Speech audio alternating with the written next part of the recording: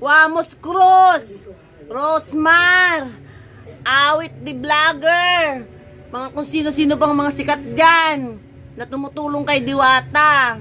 Mas buksan nyo yung comment section nyo.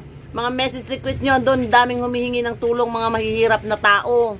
Huwag yung kanino si Diwata, sikat na sikat niya kayo nakikisawsaw, milyon-milyon ang binibigay ninyo.